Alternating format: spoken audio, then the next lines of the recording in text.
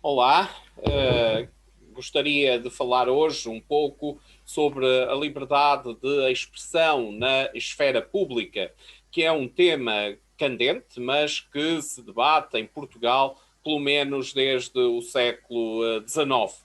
É um tema que se colocou com pertinência nos períodos em que a liberdade de expressão foi ameaçada ou coartada, que se relembrou no passado, como hoje, por causa do acesso elitista à comunicação social, bem visível na colonização dos mass média por comentadores inamovíveis, mas por vezes também obscuros e irrelevantes, e que coloca-se hoje com igual premência por causa das redes sociais. Hoje, felizmente, já não é o binómio liberdade da expressão versus censura que nos motiva este debate, esta intervenção em vídeo, mas sim o binómio liberdade de expressão versus regulação devido a eventuais excessos à liberdade de expressão. Eu começo por dizer que sou partidário de uma ampla liberdade de expressão. Prefiro uma ampla liberdade de expressão a todas as formas de censura, seja esta censura direta, seja esta censura indireta, por via da cultura, do cancelamento e do voto ao ostracismo, por exemplo. Isto não significa ceder à desinformação ou ao boato. A fabricação e a propagação de mentiras, facilitada, claro, pela adesão a crenças e não a evidências, e muitas vezes metamorfoseadas, esta fabricação e propagação de mentiras, metamorfoseadas de notícias retiradas de meios jornalísticos, isto sim, claro, devem ser prevenidas e de algum modo punidas. Quero igualmente sublinhar a minha oposição genérica ao condicionamento ideológico da liberdade da expressão, mesmo quando vertida em lei. Muitas das novas formas de condicionamento não são mais do que reflexos do aparente triunfo político-legal, talvez sem correspondência com aquilo que a maioria das pessoas efetivamente quer e pensa. Com estes reflexos deste aparente triunfo, como eu estava a dizer, de determinadas visões ideológicas do que é politicamente correto. É esta questão também que é muito premente nos dias de hoje, a questão do politicamente correto.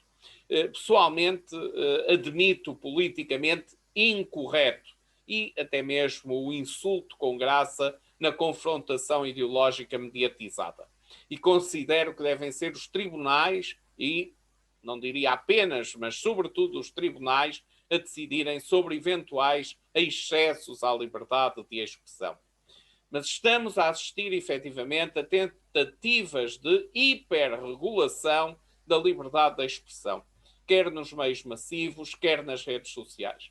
Essa hiperregulação tem-se materializado no silenciamento de vozes, algumas mais públicas de outras, por vezes por motivos menores, o que é a negação da liberdade de expressão.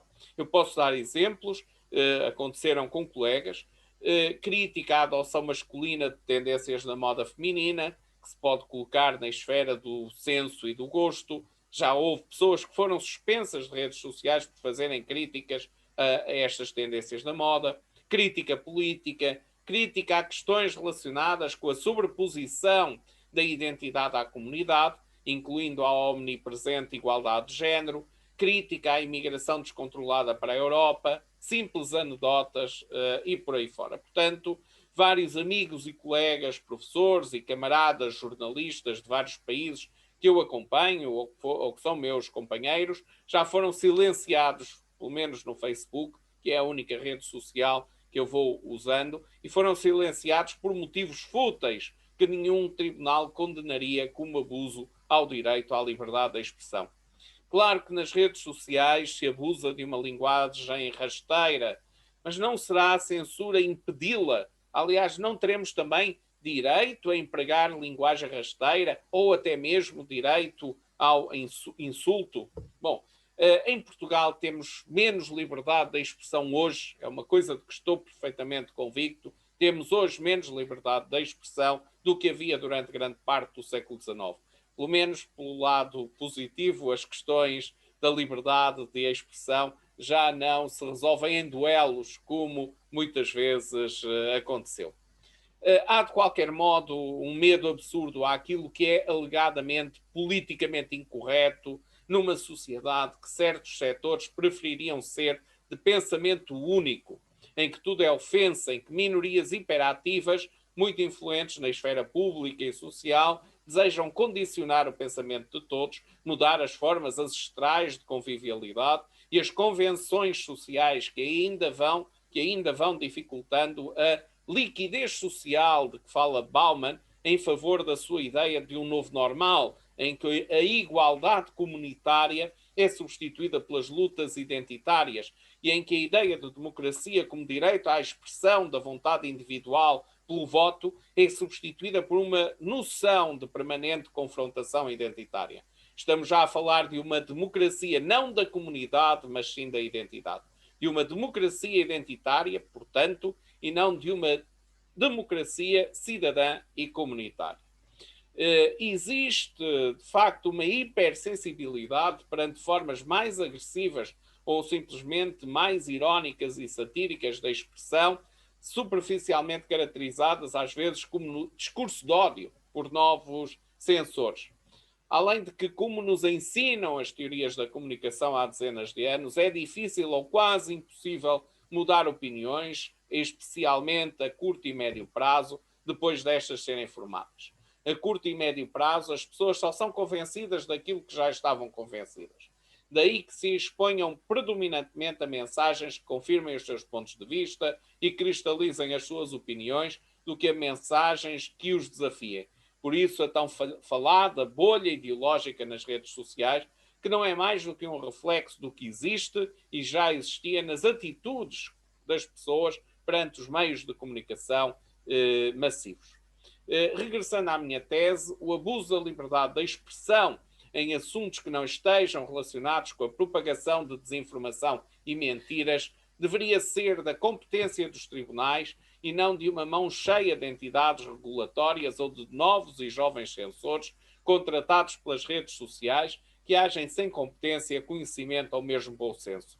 Ou poderia ser competência exclusiva, ou não, das próprias comunidades digitais por meio de instrumentos que não a censura e o silenciamento, promotores da nova cultura do cancelamento. Assistimos, todavia, ao hiperpoder das redes sociais principais, como o Facebook, o Twitter e outras, e de quem as controla na gestão da esfera pública. Por isso, muitas pessoas, muitas individualidades, aderem a redes sociais livres, MeWe, Gab, Mind, Social Cross e muitas outras, incluindo algumas que promovem a autorregulação e a autocontenção para evitar o bullying e a intimidação e fazem-no apenas por sistemas de sinalização e votação. A Gab, por exemplo, não censura usuários, mas tem mecanismos de avaliação de postagens, votação e de sinalização de termos específicos e perfis considerados problemáticos, tudo feito no seio da comunidade digital. Estas questões têm sido, às vezes, propagadas por causa de um eventual crescimento da extrema-direita na Europa como obstáculo à livre circulação de opiniões no espaço público. Mas eu pergunto, será que as pessoas que se revêem na extrema-direita não podem ter voz no espaço público? E porquê somente a chamada de atenção para a extrema-direita?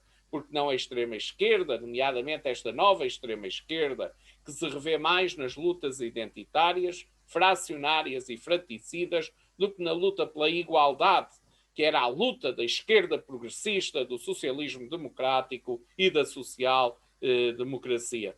Há uma confluência de efeitos entre a sociedade da discordância, da tribalização, do hiperidentitarismo, da atomização social que a nova democracia identitária está a tentar fabricar e as bolhas fabricadas por alguns algoritmos nas redes sociais virtuais principais que levam a uma sobreexposição àquilo com que concordamos e a uma subexposição àquilo com que discordamos. Algo que, repito, é muito bem previsto pelas teorias dos efeitos das mensagens desde há dezenas de anos. Efetivamente, não é apenas a desinformação, a intimidação e o bullying nas redes sociais, praticados sobretudo por agentes radicalizados e extremistas, que são socialmente perigosos. O incentivo feroz às lutas identitárias, a mobilização hipersetária que leva a contramobilizações igualmente hipersetárias, a cedência a visões impositivas e hiperregulatórias da sociedade, a concessão a preconceitos ideológicos e identitários, as bolhas correspondentes fabricadas pelos algoritmos robotizados que gerem as redes sociais, levam necessariamente à perda do sentido de comunidade e à intolerância, ao sectarismo, ao maniqueísmo, a perseguições acéfalas, à intimidação, à desconstrução nihilista e gratuita das bases sociais, ao radicalismo, à polarização social, ao gueto, ao entrincheiramento, à demonização do outro, à sua condenação, ao ostracismo, à sua criminalização sem julgamento, a cruzadas inquisitoriais, ao neofascismo linguístico, que Orwell tão bem caracterizou como nova língua, à violência física e não física. E não há mãos limpas na violência política e social, mesmo que esta advenha principalmente de extremistas e radicais de toda a espécie que são incapazes de entender a perspectiva do outro e dialogar, mesmo quando não concordam com ela. A extrema-direita vê um perigoso marxista e comunista em qualquer pessoa que defenda valores democráticos, comunitários e humanistas ou a redistribuição da riqueza e a igualdade social. A extrema-esquerda proclama uma imbecil superioridade moral e vê facínoras capitalistas e exploradores ou simplesmente reacionários em todos os que não aderem aos seus valores, às suas lutas identitárias, ou mesmo em todos os que rejeitam o dirigismo social estatal, da sociedade. Esquece a nova extrema-esquerda, que é a emancipação pela igualdade e não pela diferença, que está na gênese do movimento progressista histórico. E estamos a fabricar uma sociedade em que os chamados ativistas, prosélitos radicalizados de diversos quadrantes, novos evangelizadores, ostracizam e cancelam quem não defende idênticas causas. É gente que não concebe que pessoas com diferentes visões políticas e mesmo diferentes partidos possam ser amigas ou possam sequer conviver com normalidade. Nem todos os que não estão connosco estão contra nós. Não é possível tratar o outro que não pensa como nós como inimigo. Temos de aceitar com normalidade que os outros discordem moderada ou acentuadamente de nós. A liberdade tem de ser exercida num quadro de convivialidade. Estão, infelizmente, em desuso na sociedade em que nos transformamos os valores da moderação, do senso comum, da tolerância, da comunidade, da compreensão e mesmo da dúvida em favor de um radicalismo gratuito e cheio de certezas que promove a liquidação do livre pensamento e da diferença. A busca da verdade, que orientou a racionalidade nascida nas luzes, deixou de fazer sentido num mundo em que as crenças muitas vezes se sobrepõem às evidências. Marco Lilia disse muito bem que o novo movimento progressista e esquerdista contribuiu para transformar a democracia representativa liberal numa democracia tribalista, porque substituiu a ideia de comunidade pela ideia de inconciliável diferença identitária. A ordem democrática liberal, criada no século XIX, baseada no princípio de um indivíduo, um voto, um cidadão, um voto, e que tanto progresso e convivialidade comunitária assegurou, tem descambado para uma democracia de combate identitário, por vezes sob a capa de propostas de aparente seriedade que não são mais do que campanhas políticas. A ordem democrática liberal que cultivou o cordial jogo democrático, convivial, transformou-se crescentemente num combate entre identidades rássicas, religiosas, de género e orientação sexual e outras. Ora, a comunidade é a identidade fundamental que tem de prevalecer sobre as outras. E para isso o que mais falta faz é uma pedagogia democrática que exalta os benefícios da velha democracia liberal representativa, baseada no princípio de um cidadão, um voto, e denuncia os malefícios da nova democracia identitária que alguns pretendem erigir. Um dos campos em que mais tem feito sentir a influência do novo e nocivo pensamento hiperidentitário é o campo da história. está em curso uma batalha pela significação da história, que em última análise é, bem vistas as coisas, apenas uma luta comunicacional, ou pelo menos com reflexos comunicacionais, pelo poder. Uma luta pelo poder. Já não é a verdade que se busca, mas sim a visão dogmática da história que confirma os nossos pontos de vista para mais bem se poderem esgrimir no quadro do combate identitário em que se transformou a nossa democracia. Ora, quem usa e abusa da história com ideologia e demagogia, como bem enfatizou o pensador português António Barreto, um dos meus heróis intelectuais, não faz mais do que lutar pelo poder e pelo triunfo das suas mundivisões e teses, por vezes apresentadas com aparência de seriedade, quando na verdade se podem reduzir a visões ideológicas e combativamente políticas.